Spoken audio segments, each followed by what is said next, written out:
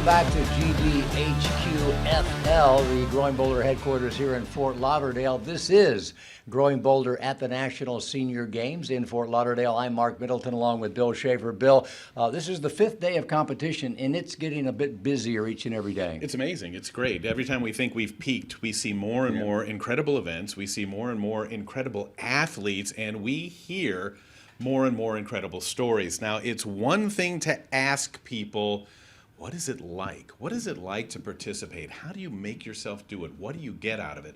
And it's another thing entirely to experience it firsthand. And as you know, Marc has been a swimmer for quite a while now. Stepping his toe into the water at these senior events has sort of been a comeback for you after a great college career. And here you are doing it again at the National. Is this the first time you've swum in the National Senior Games? First time I've competed in the National Senior Games. But you're right, Bill. I was out of the water for 38 years. Did not take a single stroke after college, but I did get back into it because I was inspired by all of the people that we do stories on. I saw what it was doing for them, and I thought, you know what? Why not jump in and at least take a few strokes? So that's what Marc did today, going into the 50 meters finals today at the pool. And what happened? Check this out. Marc, can you talk us through what's going on? What are you thinking about here? What did it feel like for you? Well, it's 50 yards up and back. It goes very, very fast. And Bill, you just try to put it on autopilot and don't make a mistake. You have to get a good start, and you have to get a good turn, and you have to get a good finish. And I did okay on all three today. Okay. Marc set a new record.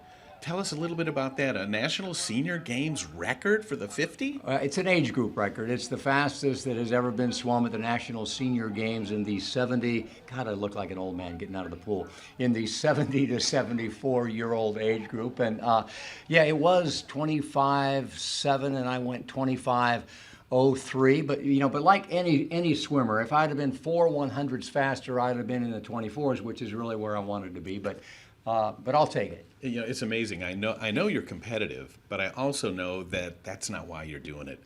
You're doing it for other reasons. That's why you went ahead and did the 100, a couple hours afterwards? The 100 IM was 20 minutes before, and I almost scratched the 100 IM. It was before you set a new National Senior Games record? I had very little time to recover, and honestly, I'm not in very good shape, so I wondered whether I would be able to bounce back. But yeah, this is the 100-yard individual medley. I was fortunate to win that as well. 1 lap butterfly, 1 lap backstroke, 1 lap breaststroke. I have no idea how long we'll stay in this tape, but if we stay into breaststroke, you'll see why I don't do better than I do in this event, because I have a pathetic breaststroke. Pretty good freestyle butterfly and backstroke, but had a good lead after backstroke. A guy to the right of me almost caught me at the end of breaststroke, and then I had to do what I had to do on freestyle. This is the thing that we ask all the athletes that we talk to. It's that moment, the hardest moment of all, is to decide you're going to take your first action. You're going to do it. You're going to get in the pool. Now it's easy for you to decide, well, maybe I'll swim at this or maybe I won't. What made you come back, Marc? Well, again, it really was just health and well-being. The reason I think most of these people do this, I did not intend to compete. I just wanted to swim. And, really, we hear this from the athletes all the time. It's hard to take the first step or the first stroke. It's tough to take the second step or the second stroke. It gets easier each day, each week, and pretty soon you almost can't live without it. And, whether I was competing or not, Bill, I would absolutely have to keep swimming because it's become an important part of my life. And, how do I do it? How do I make myself do it? My secret has always been that I just refuse to give myself the option not to. I don't like to play this mental game. Am I going to go to practice? Am I not going to go to practice? I don't feel good. It might rain.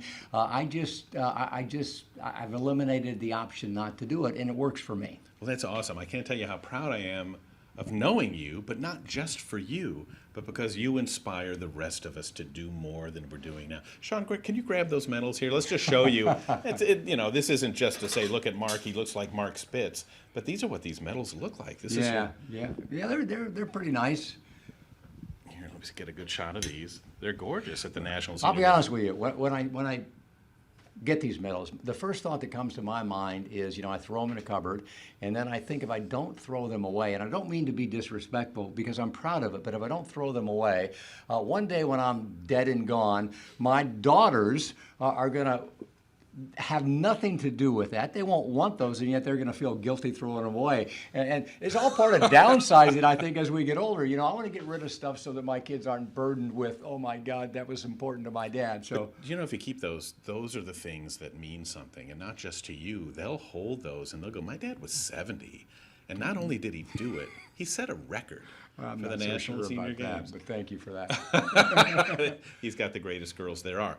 But Mark was not the only swimmer in the pool today. No, you had know, more let's for move us, on. too. The swimming is taking place at the Plantation Aquatic Center, a nice two-pool facility. And the way they've broken it up, Bill, they do the older swimmers from 70 to 100. We talked to a 100-year-old today in the morning session, and the 50 to 69 in the afternoon session. And over the next few days, we will share some very interesting people with you. In fact, tomorrow, if I can talk producers Tim and Lynn into it, we will share the story of Charlotte Sandall, who at 100 years old competed. You know, I was swimming 50s because I don't want to hurt. I don't want to swim a 200 or a 400. Charlotte Sandall was swimming both today. You're going to meet her tomorrow. Today, though, we want to introduce you to 81-year-old DeEtte Sauer. So take a look at DeEtte. You know, DeEtte is a vibrant 81 years old, but decades ago she was unhealthy and unhappy. She was morbidly obese. Her doctor said if she didn't make a major change, she would, without question, have a heart attack within 5 years. And what turned everything around for DeEtte was seeing a sign advertising a swimming program, and in an act of desperation, she said, why not? And she told us that all she could do the first week was just dog paddle, and she didn't do that well, and she didn't do it very far, but she stuck with it. And thanks to the encouragement of a great coach, and 3 months after that, she entered her first meet, and then her life began to change. Well, I guess about age 39, I quit smoking and drinking, you know, which I thought was going to make me healthier, but it ended up leading me straight to food, so I blew up to about 250 pounds. I was sedentary, I was miserable, and the funny thing is, I thought, well, you know, maybe this is just how it is at 40, and you just feel old and you are old. And which is crazy because my life has flipped so much that at 81, I don't even feel old. Why has it flipped? How has it flipped? Well, I started eating correctly. I started eating healthfully. I started exercising, and you ask about the spiritual side. I believe God provided the opportunity to start swimming at 58, because I showed up at a pool to join a master's team. I couldn't swim a lick, and it was really, I don't even understand why I showed up. And there was a special coach there that said, I will teach you. You can do this. She encouraged me, and she changed my life. Here I am. I'm having a blast. And that's what the sport has given me is the energy to do things in other parts of my life. Any young person seeing this can really maybe capture some of the spirit here and what does keep you going and what does keep you striving for health and vitality and living a vigorous life. Well, thank you, because it takes someone strong like you who is able to come back, to bounce back, to overcome, to show the rest of us that no matter how bad it gets, it can get to be pretty damn good in our 80s. So thank you for that. Absolutely. Thank you, Mark. I appreciate it. You know, folks, it's really just about competing, but I think I would be remiss if I didn't point out that DeEtte isn't just going through the motions. She is actually winning events in her age group with more to come. She's inspiring younger women, as she says, and as I mentioned Charlotte Sandall earlier, she told me today that Charlotte, at 100 years old, is the one that convinces her to do butterfly like she's doing it right now. And, you know, Bill, it really is just a circle of inspiration. You know, one athlete inspiring another athlete, and DeEtte is. You mentioned about the competitive nature, and yes, you get up there on the starting blocks, and you want to win. And if I could share some of my thoughts with you when I'm on the starting block, they're probably not pretty. But before you swim and after you swim, it is nothing but encouragement and support and way to go. And that's the thing that everybody loves about this Masters sports, National Senior Games in general. It is a big community that supports one another. And here's another point I think we should make too. It's not like Mark jumped back in the pool and it was easy for him to win. There's competition here. There's some fierce athletes here as well. So people like DeEtte, they may get in and they start, and at first They're racing against themselves. They want a better time. They want to improve. They want to feel inside like they're making a difference. Isn't that how it starts? Oh, absolutely. And you're right about that. These athletes are everything from weekend warriors who just started swimming in their 60s and 70s and 80s to former Olympians, former college and high school stars, and everybody gets along and everybody encourages one another. And I think I've said this before to you, Bill. What I find most interesting is that the true influencers in all of these sports are not necessarily the best athletes.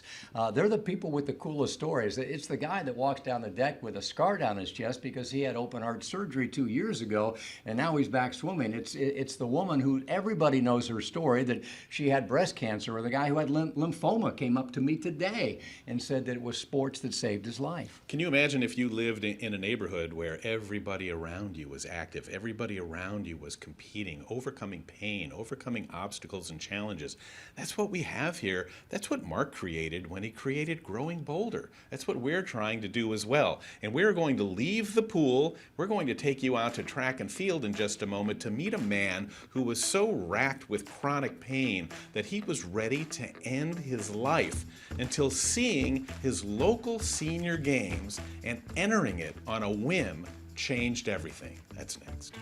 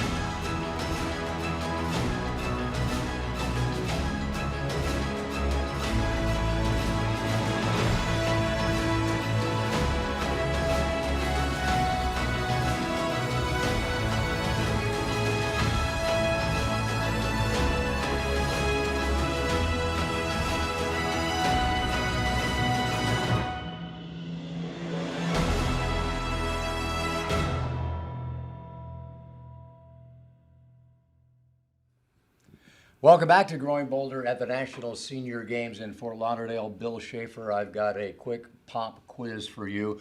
Of the 23, 24, 25 sports, which one do you think has the most number of competitors? Wow, that's a great question. I would probably go with track.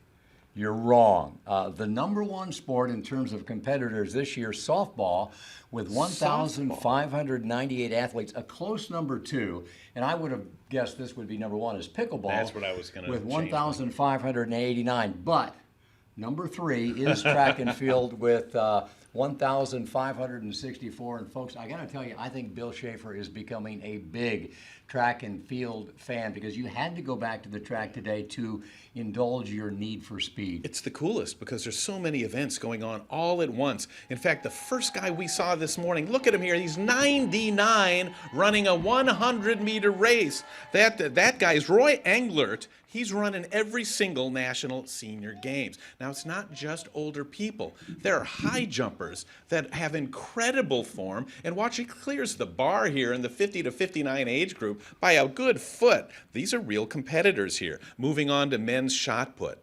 Could you picture yourself doing this? Why not? Of course, we all could do it. And then the women's discus. This is an 87-year-old right here, Flo Myler. You know Flo, right, Mark? I know about Flo. I'm jealous you got to see her. Flo was the U.S. Track and Field Athlete of the Month a couple of months ago. She's been the Track Athlete of the Year. She's big time. And look at these guys melt the track, 65 to 69. Watch the finish and really understand how important this is. All you have to do is meet one of the coolest guys around, and he will tell you why this is so important. Let's meet Willie Strahl.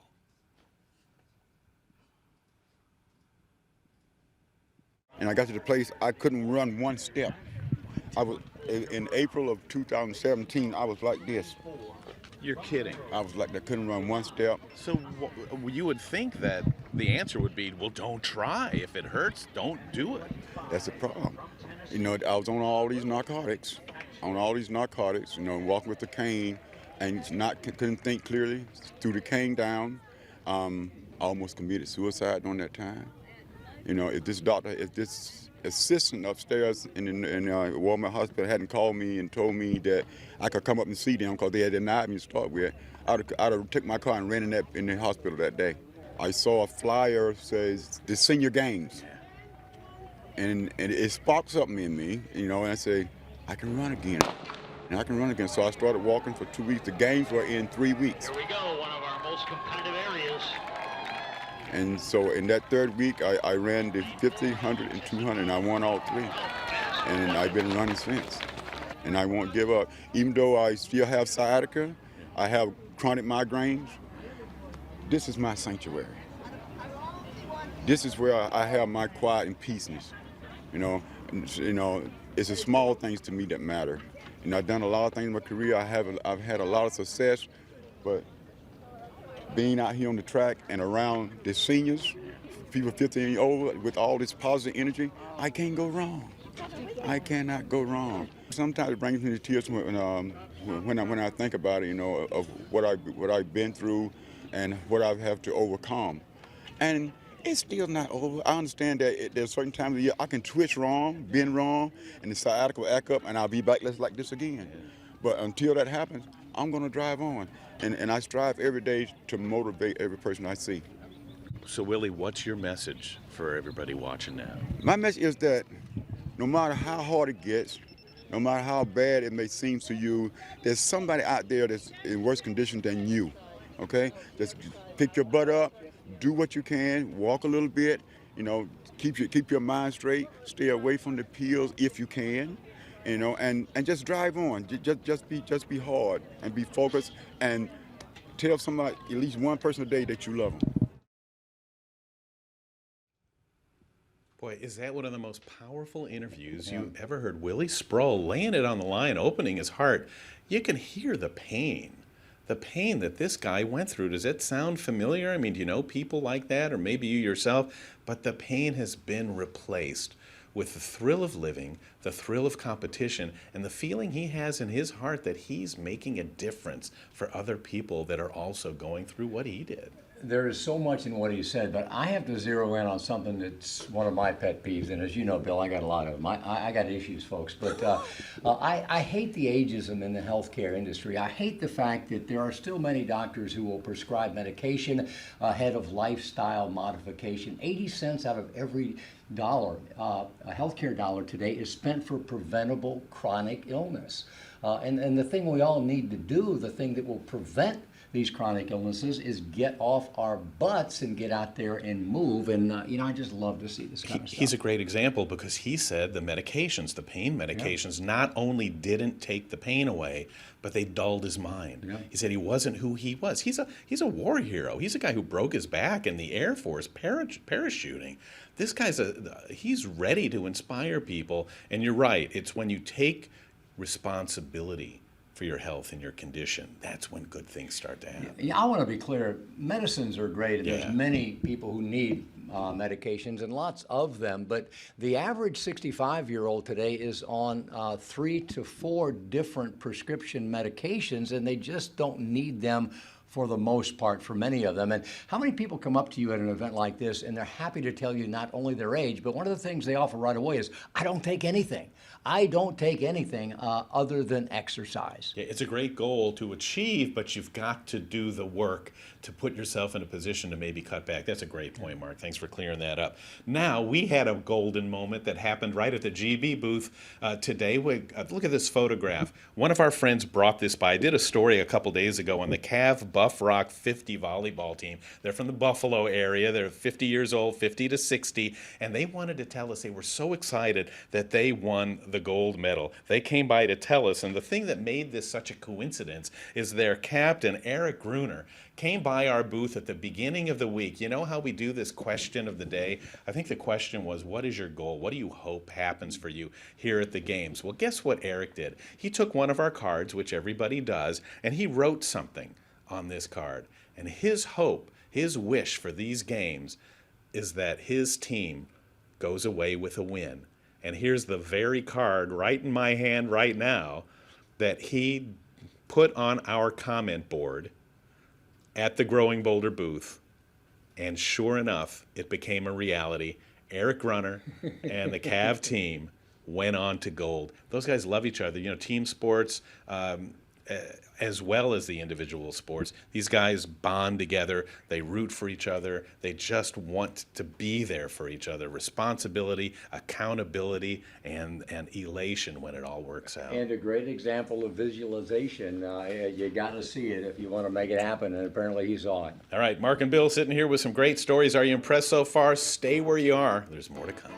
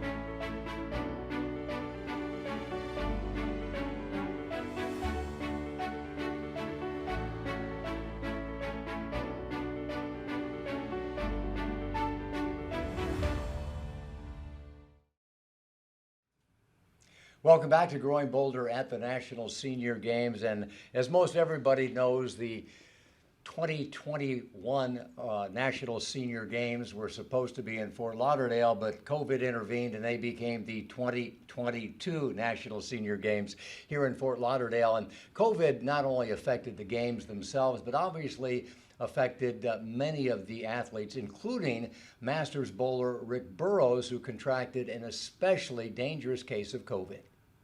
The odds are less than 5% survival rate.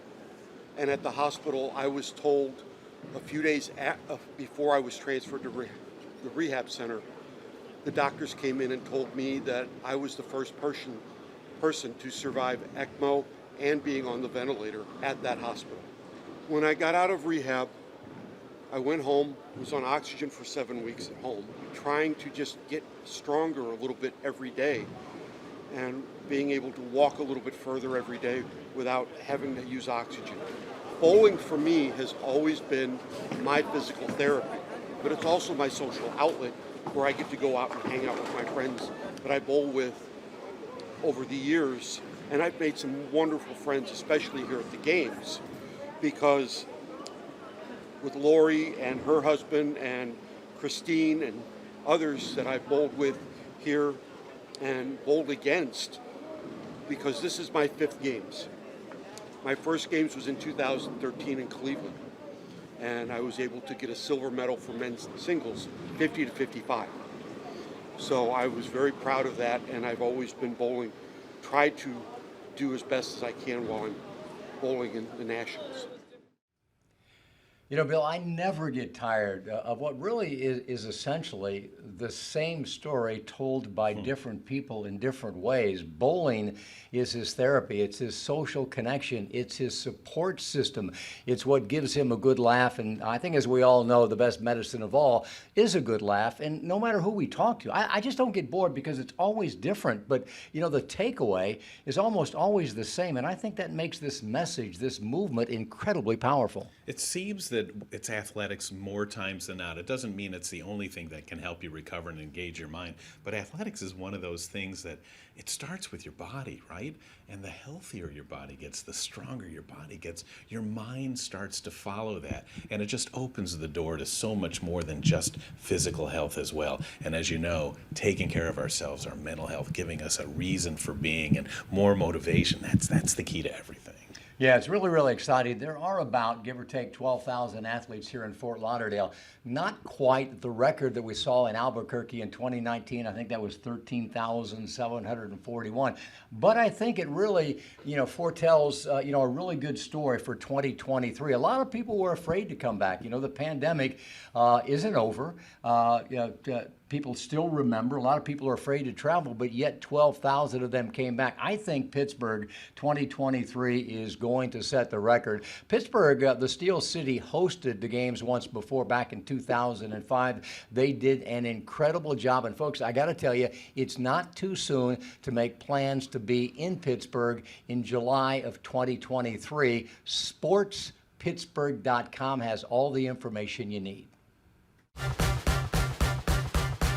The word is out. Pittsburgh is a must-see travel destination. Plan a visit and you'll quickly find what makes our city so special. The experiences and attractions you'll find only in Pittsburgh. That's right. Experiences like the Heinz History Center, The Andy Warhol Museum, or the August Wilson African American Cultural Center. And that's just a start. yes, all this and much more, only in Pittsburgh.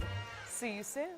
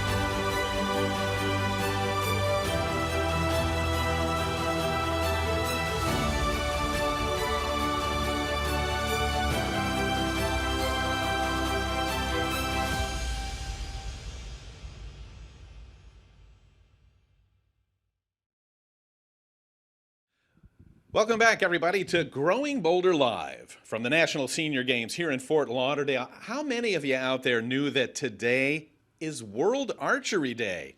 Well, probably not many, but we did. And with that in mind, of course, we had to send a crew out to cover all of the 50-plus archers out there at the Miramar Regional Park this morning. It's a sport that really is worth celebrating. As competitors told us, anyone can pick up archery. Doesn't matter how old you are, doesn't matter how much experience you had.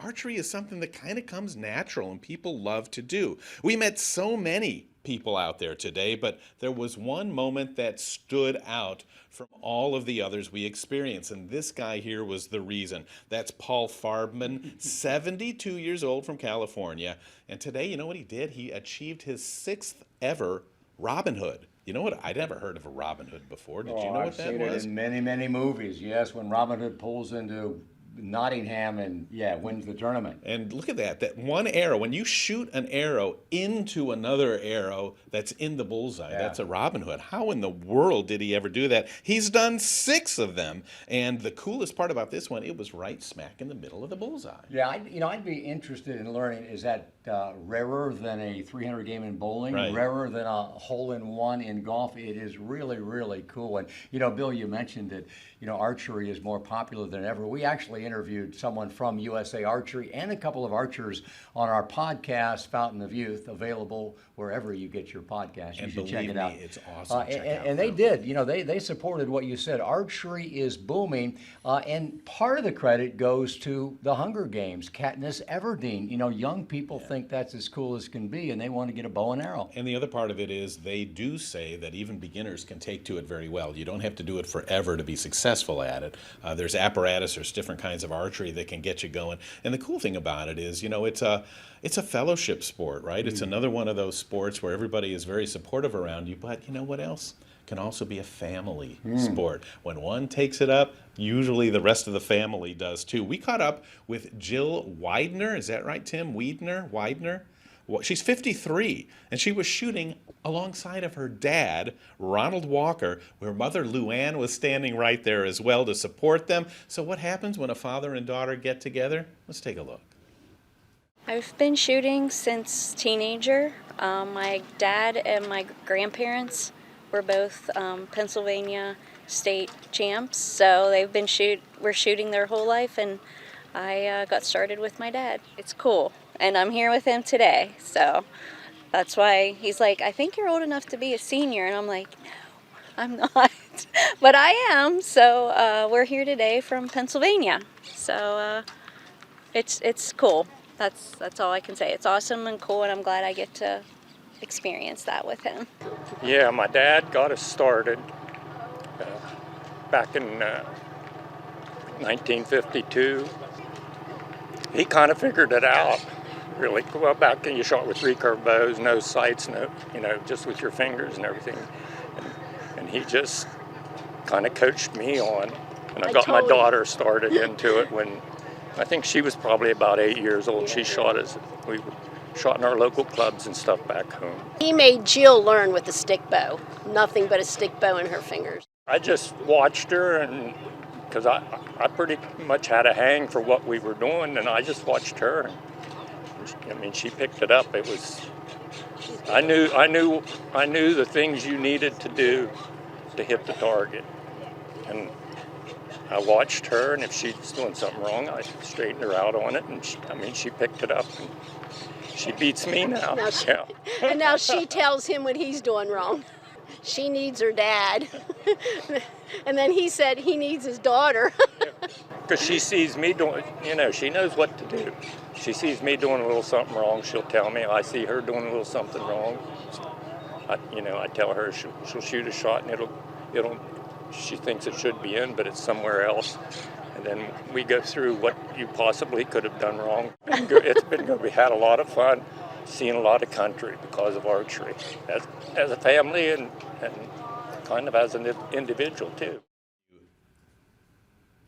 Well, Mark, I'm telling you, any activity that can bring family members together, kids, parents, relatives, whatever. What a great thing. And it happens all the time. I can't tell you how many times we've seen that at all of the venues here, and really at the Growing Boulder booth, multi-generational families of competitors, showing up. In fact, a family from Michigan showed up at the Growing Boulder booth earlier. One was a power walker, one was a golfer, and they all do this together as a family activity, which is really, really cool. And that even is the perfect segue into this. We always have this question of the day in the Growing Boulder booth, and these answers are exactly what you just said and what this archery family did too. The question was, who are you celebrating here at the games? And you know who the answers were? Overwhelmingly, it had to do with relatives, parents, relatives are fighting to overcome something. But one person said, my 100-year-old aunt, because she got me started in competing in the games. That was Shirley Jojala from New Mexico. And somebody else said, my dad would have loved the National Senior Games. That was Julie Kovic from Ohio. And Veronica Rivers from Virginia said that she is celebrating Growing Boulder because that's what encouraged her to get off the couch and get back into life. How cool is that? That is very, very cool. We're having a good time here in Fort Lauderdale, folks, as you can imagine. We'll be back tomorrow at about 5 o'clock. And there's only been 2 athletes still left who have competed in all 17 of the National Senior Games, and you're going to meet both of them on this program tomorrow. And as I promised, you'll meet the 100-year-old swimmer, Charlotte Sandel. Also, there are 2 new sports this year. Cornhole, something we all know and we're all pretty darn good at, and also beach volleyball, which is going to be a rock and roll affair. And I don't know if we'll get there tomorrow, but in the days ahead, we will bring you the first ever beach volleyball competition from the National Senior Games. So with that, Billy Schaefer, should we say goodbye? Yeah, I guess the best thing would say, don't just wait there at the table at the computer for our live shot tomorrow. Go out there. Do something. Be part of the story, because we want to do a story featuring you too. But then be back tomorrow when we do go live at about 5 or 5:15. We'll see you then.